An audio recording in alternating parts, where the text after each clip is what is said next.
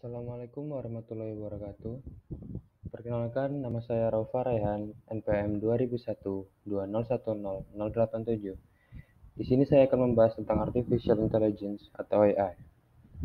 Perkembangan teknologi saat ini semakin canggih sehingga kecerdasan buatan atau AI menjadi hal dasar yang diterapkan dalam berbagai aspek kehidupan.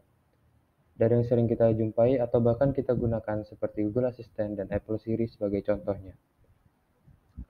Mari kita lanjut ke definisi AI. Artificial Intelligence adalah salah satu bidang ilmu komputer yang mempelajari cara membuat sistem komputer yang dapat berpikir, belajar, memecahkan masalah, dan mengerjakan suatu hal layaknya manusia. Untuk bisa melakukan hal tersebut, AI memerlukan banyak data yang nantinya akan digunakan untuk menjadi dasar pengetahuan. Sama halnya seperti manusia, AI ini juga membutuhkan data-data, pengetahuan, serta pengalaman agar sistem dapat belajar lebih baik. Dalam prosesnya, kecerdasan buatan akan belajar untuk memperkaya pengetahuannya secara mandiri. Hal yang cukup menarik dari AI ini adalah ia mampu melakukan self-correction atau mengoreksi diri sendiri. AI ini memang diprogram untuk terus belajar dan mengkoreksi diri sendiri dari kesalahannya yang pernah dia buat. Selanjutnya, kita akan membahas apa yang bisa AI lakukan. Kecerdasan buatan dapat melakukan salah satu dari keempat faktor berikut. Yang pertama ada acting humanly, yaitu sistem yang bertindak layaknya manusia. Yang kedua ada thinking humanly, yaitu sistem yang dapat berpikir seperti manusia. Yang ketiga ada act rationally, yaitu sistem mampu bertindak secara rasional. Dan yang keempat, think rationally, yaitu sistem dapat berpikir secara rasional. Kategori AI dibedakan menjadi dua, yang lemah dan yang kuat. Strong AI ini dapat menemukan solusi tanpa campur tangan manusia. Dan yang weak AI ini yaitu seperti asisten pribadi virtual, contohnya Apple Siri. Untuk AI lemah ini adalah sistem AI yang dirancang dan dilatih untuk tugas tertentu. Sedangkan untuk AI kuat dikenal sebagai kecerdasan buatan umum yang merupakan sistem AI dengan kemampuan kognitif manusia secara umum. Gimana sih cara kerja AI? Setelah mengetahui pengertiannya, sekarang mari kita membahas tentang cara kerja AI. Kecerdasan buatan akan membutuhkan banyak data dan menggunakan algoritma cerdas untuk membuat sistem dapat mempelajari suatu hal sendiri. AI adalah bidang studi yang mencakup banyak teori, metode, teknologi, serta berbagai subbidang seperti machine learning, neural network, deep learning, computer vision, dan natural language processing atau NLP. Selanjutnya kita akan membahas tentang tujuan AI. Tujuan AI ini adalah untuk memberikan kemampuan untuk mengolah input dan menjelaskan output pada perangkat lunak. Kemudian AI ini akan menyediakan interaksi yang mirip manusia dengan perangkat lunak dan menawarkan dukungan keputusan untuk tugas tertentu. Seperti apa sih contoh-contoh penerapan AI ini? Ada dua sini yang akan saya bahas. Yang pertama itu face recognition. Sistem pengenalan wajah ini mungkin sudah sering kamu gunakan sehari-hari untuk membuka handphone kamu, seperti contohnya pengenalan biometrik milik Apple yaitu Face ID.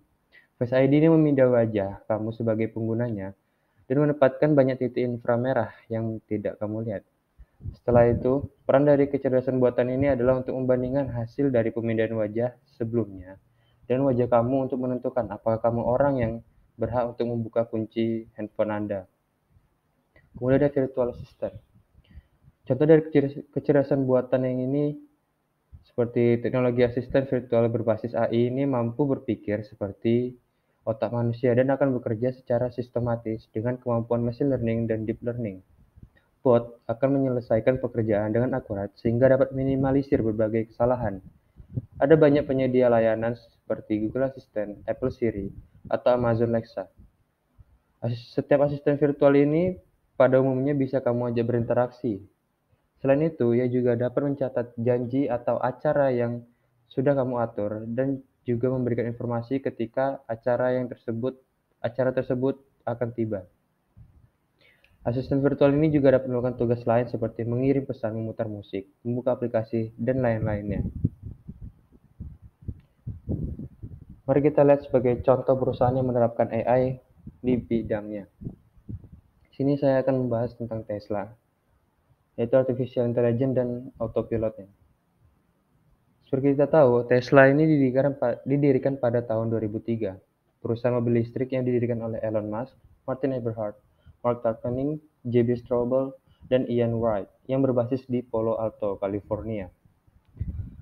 Berkat penemuan Tesla pada abad ke-19 dan awal abad 20, mobil listrik menjadi populer karena pada masa itu, mobil listrik lebih nyaman dan tingkat pengoperasiannya lebih mudah dibandingkan mobil BBM. Sejarah dari Tesla sendiri dimulai pada tahun 2004, di mana Elon Musk memiliki tujuan utama untuk mengkomersilkan mobil listrik, dimulai dari mobil sport premium sebagai awal mula.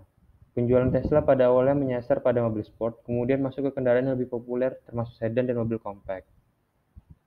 Mobil Tesla ini terkenal dengan fitur autopilotnya. Mobil listrik Tesla kerap kali tampil dengan fitur autopilot melalui berbagai video unggahan di media sosial. Sebenarnya apa sih teknologi yang memanfaatkan artificial intelligence di balik fitur ini? Sebelum kita lanjut, apa itu autopilot? Autopilot adalah sistem pada kendaraan di mana komputer mengambil alih kemudi sehingga memungkinkan kendaraan tersebut bisa melaju secara otomatis tanpa dikendalikan oleh pengemudi.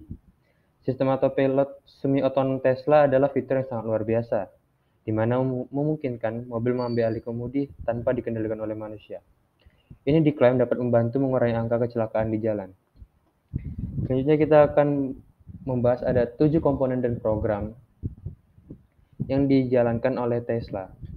Yang pertama ada FSD chip, adalah chip penggerak otonom yang dirancang oleh Tesla dan diperkenalkan pada awal 2019 untuk mobil mereka sendiri. Yang kedua ada Dojo chip.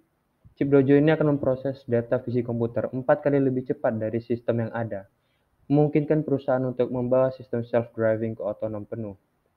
Ketiga ada Dojo System, yaitu sistem yang dijalankan oleh Dojo Chip. Tesla mengklaim superkomputer Dojo adalah mesin pelatihan AI terbaru yang paling kuat di dunia. Keempat ada Neural Networks, adalah model yang terinspirasi oleh bagaimana neuron dalam otak manusia bekerja. Kelima ada Autonomy Algorithms. Saat mobil bergerak, algoritma otonom menciptakan representasi dunia dengan keakuratan untuk melatih jaringan sistem memprediksi representasi yang ada. Code Foundation yang keenam itu adalah metrik utama yang dioptimalkan untuk kode Tesla, membangun fondasi software atau perangkat lunak autopilot dari level terendah, terintegrasi erat dengan perangkat keras yang khusus. Yang ketujuh ada